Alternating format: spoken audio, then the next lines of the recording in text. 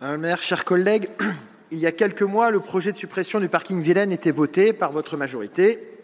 C'était un élément de programme de la campagne des municipales 2020. Vous avez gagné les élections et vous le mettez en œuvre. Jusqu'ici, tout est normal. C'est le jeu de la démocratie. Je veux toutefois revenir sur un premier élément. La suppression du parking Vilaine est décidée sans aucun projet, ce qui veut dire que la suppression du parking est bien une suppression idéologique afin de chasser les voitures et non une suppression pour favoriser un projet qui devait trouver sa place à Rennes, à cet endroit précis. Là aussi, c'est assez cohérent avec vos positions politiques. Ce qui nous interroge, par contre, c'est la méthode. Je m'explique. La découverture ou la couverture de la Vilaine à cet endroit est un projet hautement structurant pour la ville. Je crois même que vous avez dit tout à l'heure un projet central et majeur, Madame la maire. Et je suis d'accord avec vous. Il suffit de voir l'impact que cela a eu il y a 60 ans, c'est-à-dire lorsque nos prédécesseurs ont décidé la couverture de la Vilaine. J'ai lu très récemment qu'ils voulaient faire de ce lieu les Champs-Élysées-Rennais et ils souhaitaient également relier le centre-nord et le centre-sud, entre autres. Tout le monde sera d'accord pour dire que ce nouveau projet sera structurant pour Rennes. Et encore une fois, je crois que vous avez parlé à l'instant de transformation historique. Et encore une fois, je suis d'accord avec vous, Madame la maire.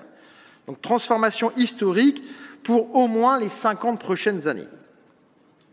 C'est aussi un projet onéreux. On ne parle pas ici d'un projet du budget participatif, puisque l'enveloppe communiquée, si j'ai bien compris, pour ce projet sera autour des 17 millions d'euros. Or, vous avez fait le choix, pour décider de ce que doit devenir cette dalle du cœur de ville de 6 500 m², de constituer un jury citoyen par tirage au sort de 30 personnes.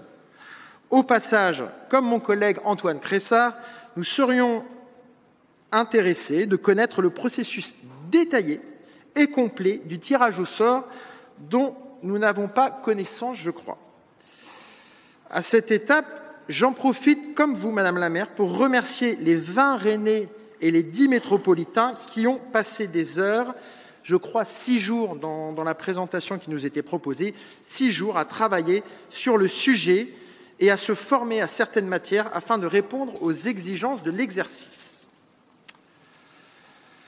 Et afin que mon propos ne soit ni déformé ni caricaturé, je vous confirme que j'ai le plus grand respect pour la pertinence de la consultation citoyenne dans une multitude de cas. Je l'ai d'ailleurs évoqué tout à l'heure dans mon souhait du temps politique.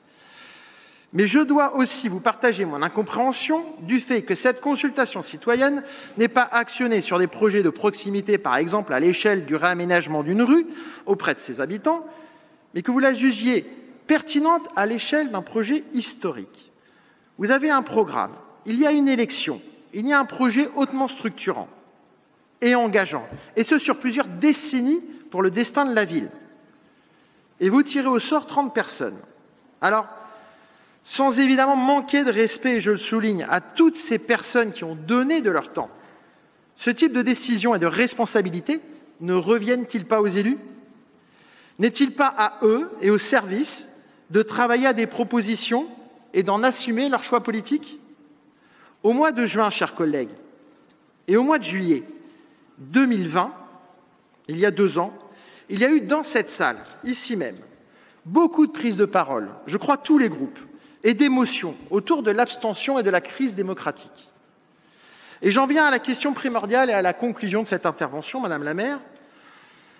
Pourquoi est-ce que les gens iraient voter aux prochaines élections municipales de Rennes si, lorsqu'il s'agit de décider d'un projet majeur et historique et structurant, la majorité recourt au tirage au sort de citoyens non élus pour résoudre le problème? Je vous remercie.